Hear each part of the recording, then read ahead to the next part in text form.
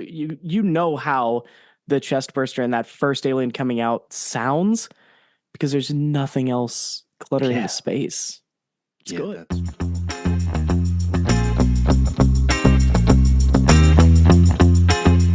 We're back with another episode of Cole's 31 Days of Halloween Movies, so enjoy.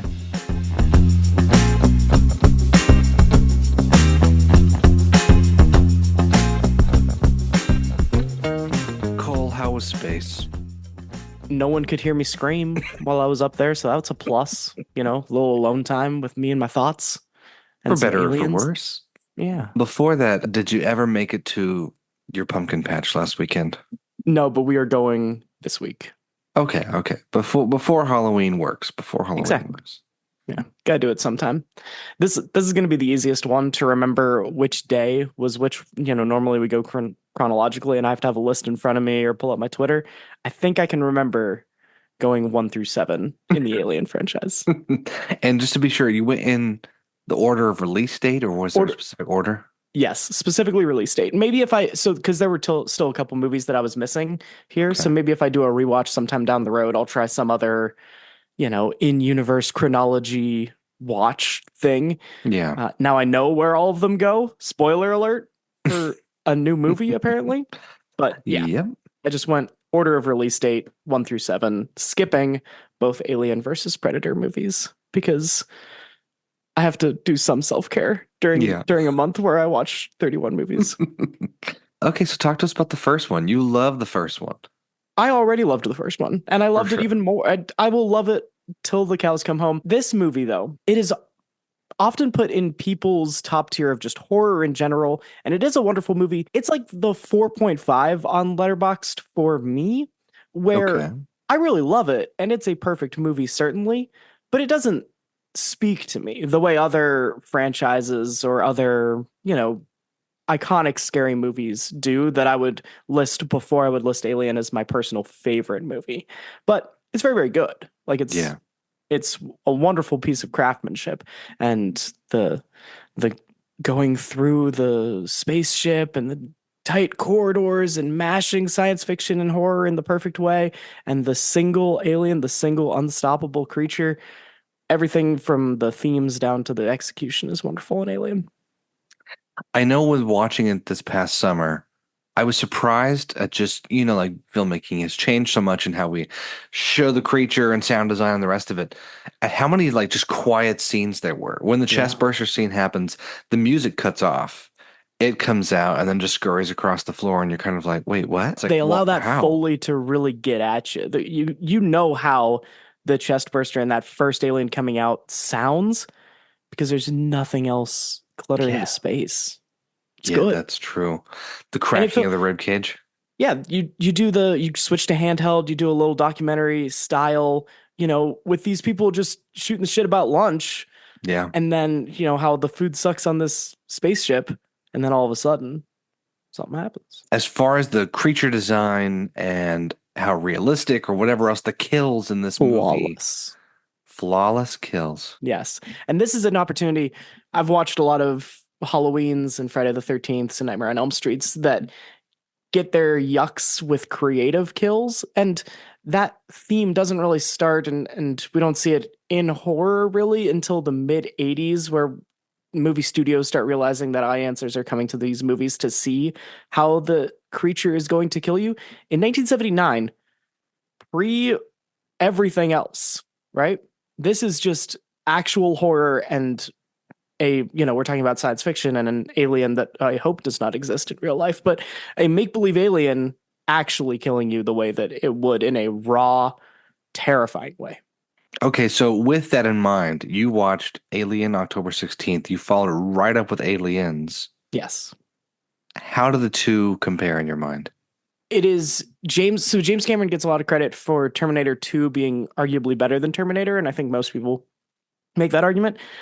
I think I prefer, if I'm just going to ram it on a Tuesday afternoon, Alien to Aliens. Aliens is more fun. It is more action. It's less horror. And so I thought that's how I would go. That's how I came in perceived in my brain that's the argument I would make. And it's right. Like, I prefer the horror to the action, But the guys and the trip that we go on and the number of movies that we can credit that we have nowadays that do the formula that Aliens shows us, Yeah.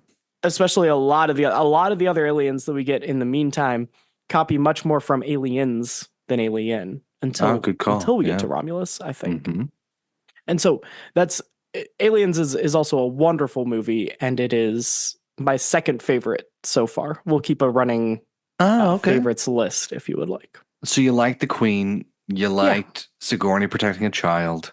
Yeah, they do exactly the Terminator 2 thing. You bring Yep. in a kid for them to hang out with, and the themes of motherhood and the themes of parental, what it means to have someone come from you and then protect them, or what it means to just protect a child are all in conflict. And the fact that it's the Queen at the end versus Sigourney Weaver, it's all done just in the best way possible. Alien 2, Aliens, wonderful movie too.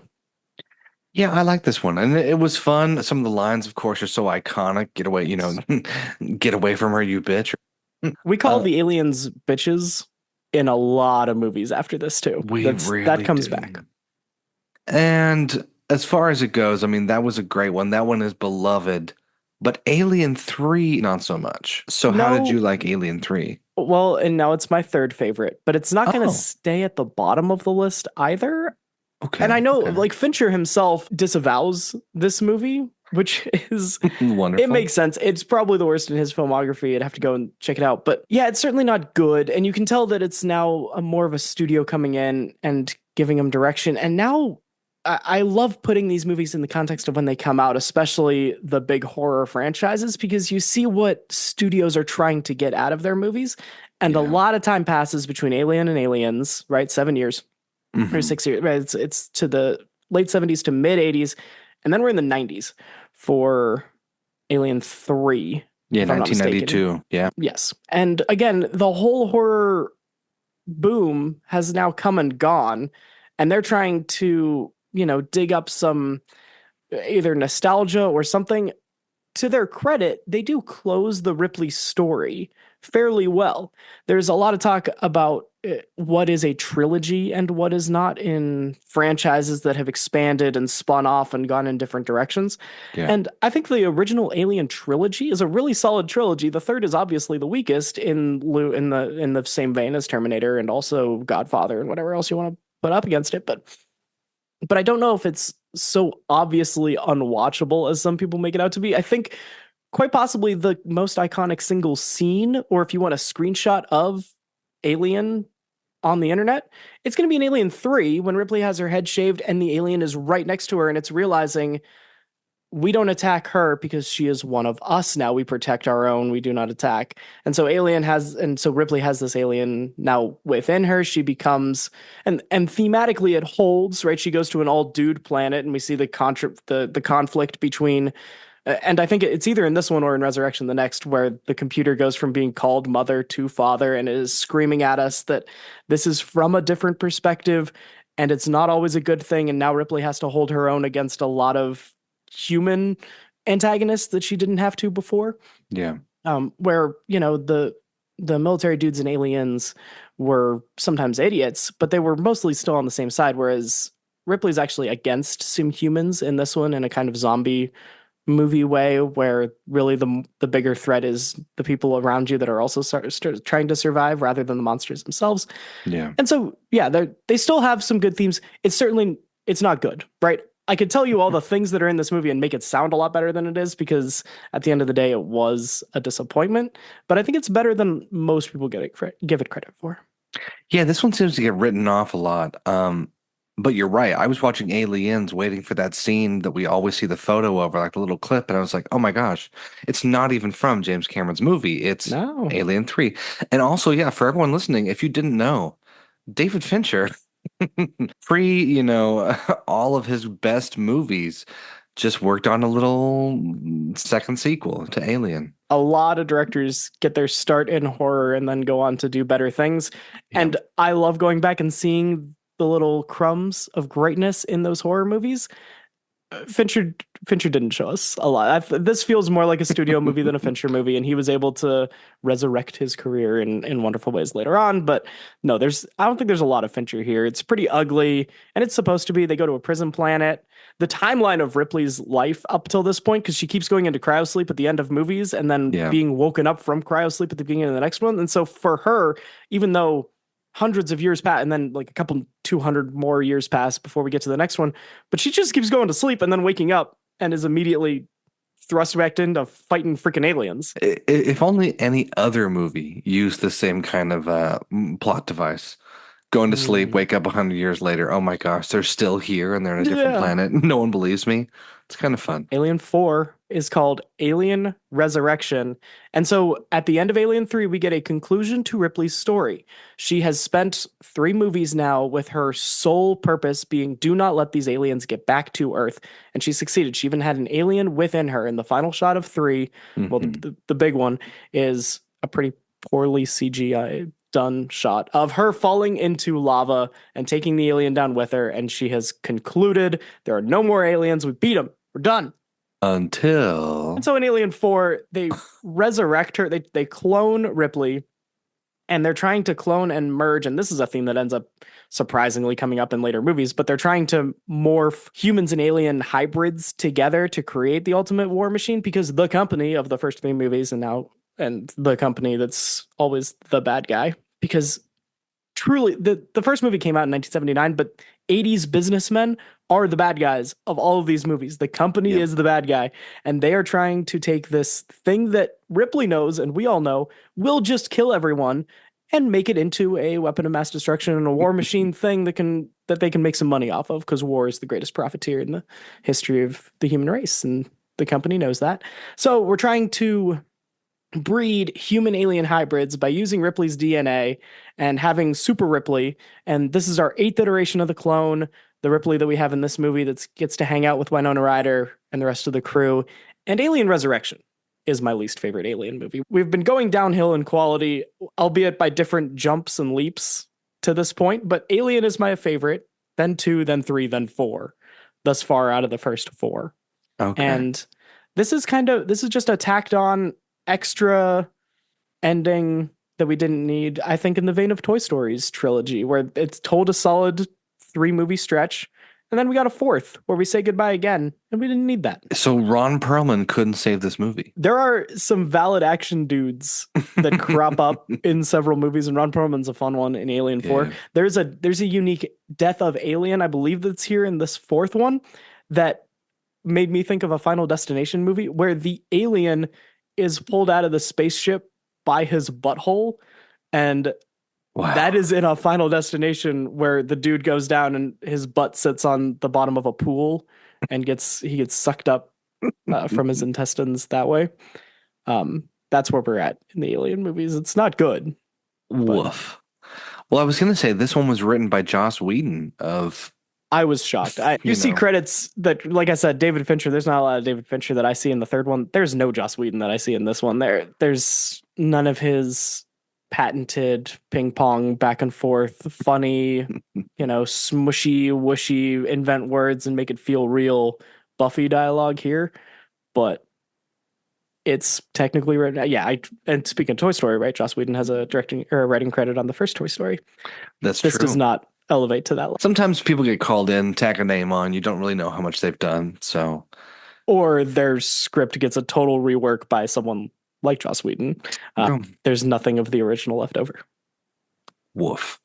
All right. So Alien Resurrection didn't need to be resurrected, but it exists. So now you're going to take a time jump yourself. The 5th is a reset. And we start what I thought, and again, we will get into spoiler territory. Romulus is a few months old, but if you are concerned about spoilers in Romulus, I would stop listening right now for this whole stretch, because these connect with each other. But Prometheus comes out 2012, 2013-ish. We were both busy at that time. 2012. Yeah. And Prometheus is a prequel and trying to tell the story of what the giant dude in the chair was in the cave and it wasn't actually a cave in that Yeah. very first Alien where they found all the eggs. And that's the journey we go on for the next three-ish movies. Prometheus is okay. I see a lot of just, oh, Ridley Scott came back and he's telling the story he wants to. No, Ridley Scott finished telling the story that he wanted to in the second Prometheus. And my posturing here is they didn't see the returns that they wanted. The studio, the company, Yeah. the bad guys in our The real company. world. Yeah. They didn't see the returns on the Alien franchise that they wanted to by calling it Prometheus. And so the next one's called Alien Covenant. That the second one should have been called Prometheus's or Prometheus 2 or because Yeah. it is these two movies, especially, are truly connected. And again, my impression going into Romulus was we were going to get the conclusion of this trilogy because we did leave off on a little bit of a cliffhanger on Covenant, but we don't get that. And we don't get there, and we'll get there when we talk about those movies. So Yeah. Prometheus itself leaves so many questions and just kind of puts them out there into the ether. And then we get around to the really good stuff in Alien Covenant. I don't like Prometheus that much. Really? It's well shot, and we can get a little bit of gravitas back into the Alien franchise where we're not just doing bad horror sequels anymore. This is an okay movie to watch. So it's better than 3 and 4 in my opinion. But it's answering a lot of questions that I didn't have anyway. So like I mean I made a Yeah. joke about it that it's just a big dude sitting in a chair and that's the premise of this whole movie and it's just one shot in the original Alien and who cares how the aliens got there? But apparently it is now we get to who invented the company in the first place and his quest for immortality, which yeah, that's fair. That's a good 80s bad guy if you want Yeah. to do it and current apparently too. But in seeking your immortality through AI. And so we start to bring up these questions and we get Fassbender introduced as our new android. Every movie's got to have an android. We And love Fassbender, Fassbender. especially in Covenant, but also here in Prometheus, best android, best acting. Sigourney Weaver is the reason Aliens exists, and so I don't want to poo-poo Yeah. her name because she's wonderful, but Fassbender in Prometheus and Covenant is the best acting that we get, I think, in all of Definitely. these movies. Yep. I mean, how did you? I know we've exchanged Twitter or X messages about all the other fan theories slash things let out. The Yeah. fact that Ridley Scott wanted this to be about we killed Jesus, so the engineers sent aliens to Earth to kill us. Does that make watching Prometheus any easier, or is it still just kind of a messy restart? Director's vision is important to take in, and it is one piece of as you watch a movie, you can understand it. And again, I've seen Prometheus before, and so this was probably only my second time, and I knew that kind of coming into it. Yeah. I don't think it makes it, and it's not a messy movie, and it's not bad, but I don't think he finished the movie. So I want to start talking about Covenant now because that is truly the Prometheus sequel. And this is where we get to all the really cool questions about AI and what it means to be a person and all the stuff that he starts bringing up in that first one, how we're trying to find our makers and we're trying to find our purpose in this universe. We get the android from Prometheus coming back into Covenant and meeting another version of himself, another version of android that has been invented, but we've taken out some of the personality quirks and some of the humanity, honestly, that made Mike Fassbender in the first one. So it's David and nope, not going to remember the name that they give the android, but it's just Fassbender and Fassbender in Yeah. these two. And so they got too close to humanity. We got too good at making life in Prometheus that we start to backpedal it and bring it closer to computers with the Fassbender that's the android companion for the Covenant mission. David and Walter. Yeah. Walter. So David is our android from Prometheus. Walter is the new and quote unquote improved, but actually made to be more like a computer in Alien Covenant. You with me? So they get to meet and they get to have these big philosophical conversations because the whole point of Prometheus was to find your maker and to find what you're supposed to do. And so David is still on that journey, but what he has decided that his purpose is in the world is to also create life himself. That's what his creator decided that he needed to do. And so that grain of it is still in him. And the life that he's creating is finally the xenomorph versions of aliens. So we've gotten a lot of different versions of aliens. I don't know if I've given enough credit to the monster and creature design during the course of all these.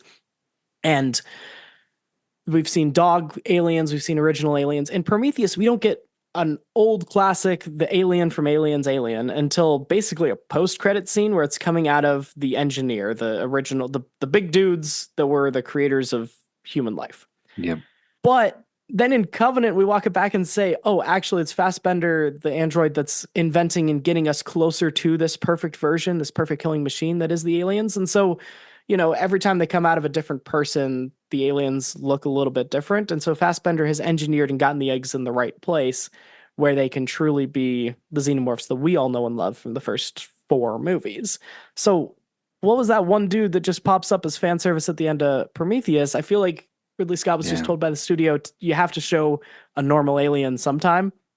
And he kind of kneecapped his own storyline for Covenant by doing that. And then Covenant ends with a big old twist that everyone and their dog saw coming, where, we get 2 guys that look the same. It's both Fassbenders. And the new Fassbender has a relationship with our new crew, but they switch places, so we get evil Fassbender eventually, and he's going to sabotage this whole colony mission and spread the aliens to everywhere and, destroy life as we know it. Yep. Earth worldwide. Yeah. This one had like a 65% on Rotten Tomatoes, 6.3 out of 10. But you like this more than Prometheus. I do. And it is at this time, so it would go Alien, Aliens, Covenant, Prometheus, 3, 4. Wow. In my rankings. As far as the CGI and special effects, do you think this one holds up as one of the better ones in all the franchise? We get sweeping shots of landscape in the new planet that they go to. The original, it's the engineer's home world, I assume, where all the engineers were hanging out, the originators of human life.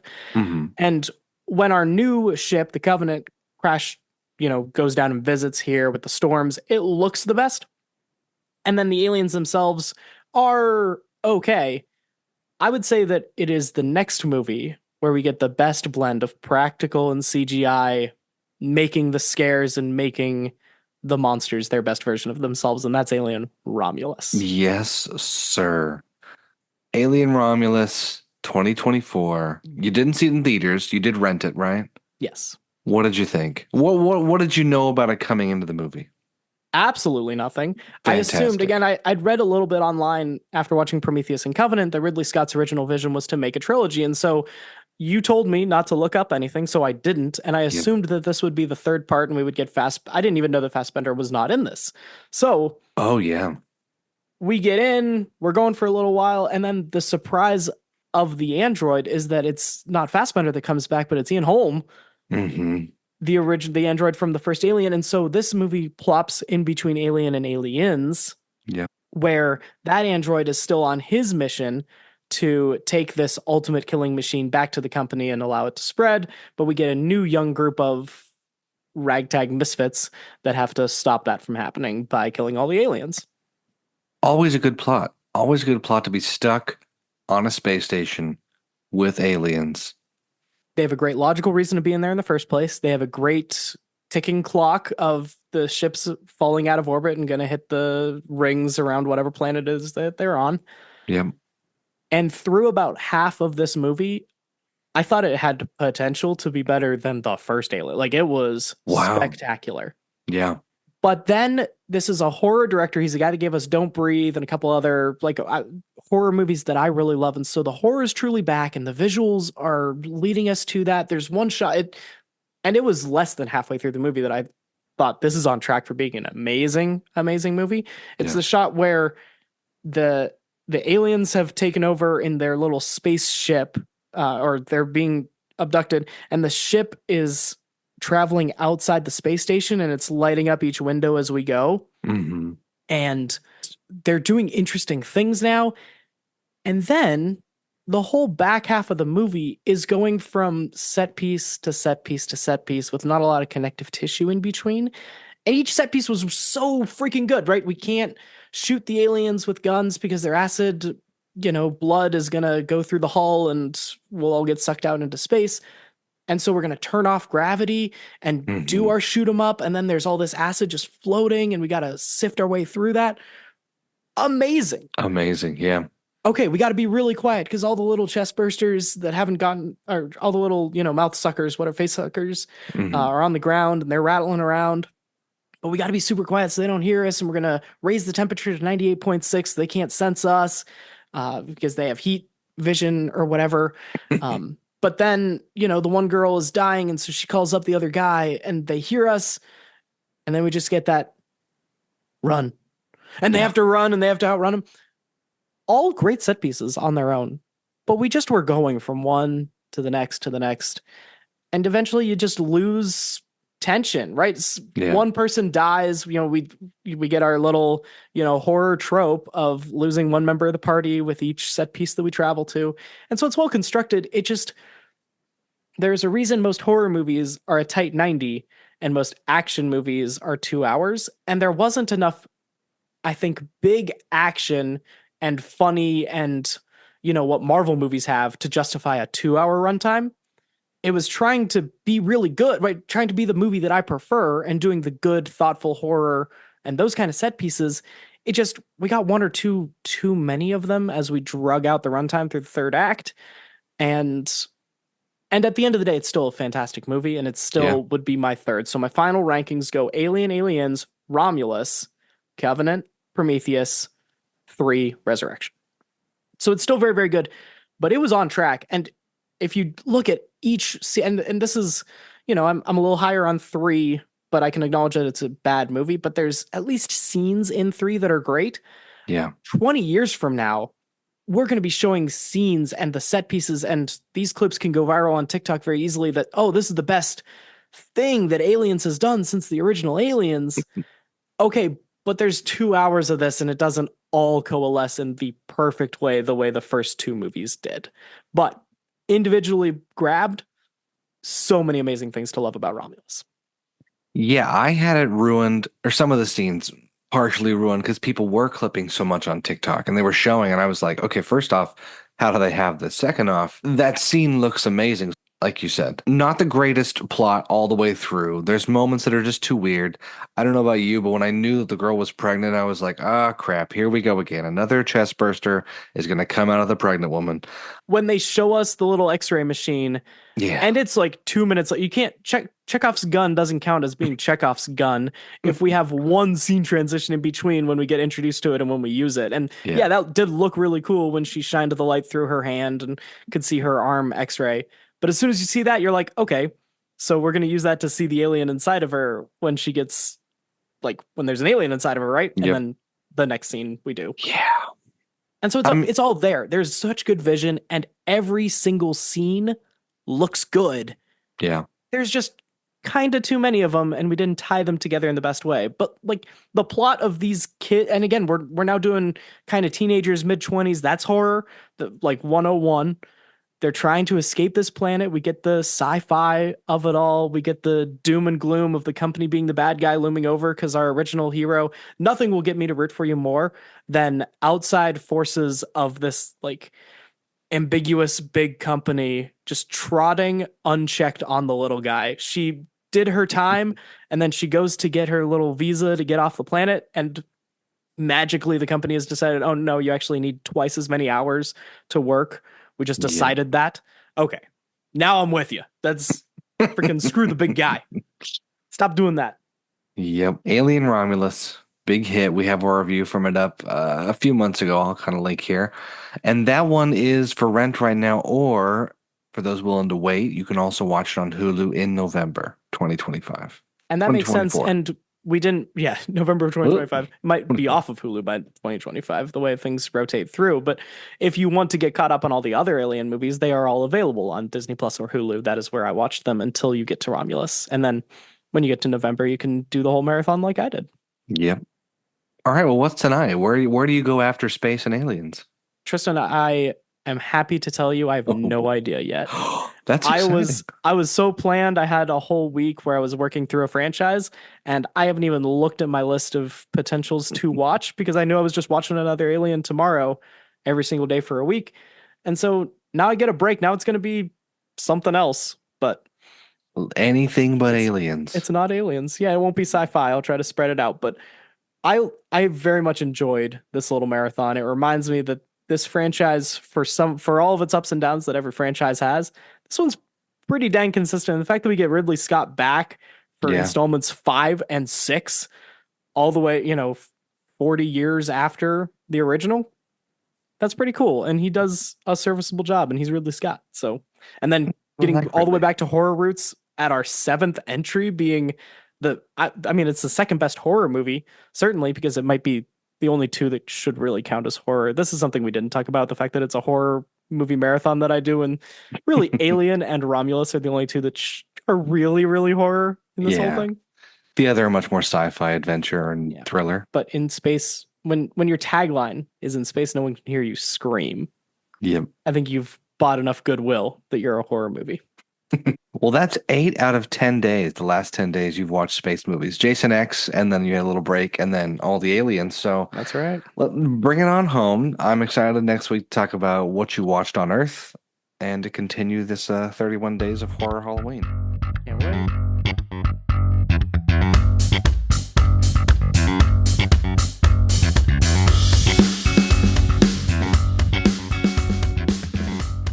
Before we go, make sure you check out the show notes on your favorite podcast platform for links to the movies that Cole mentioned today, as well as links to all of the previous articles Cole has written with us covering his 31 Days of Halloween. Until next time, we hope you watch good, scary movies and TV.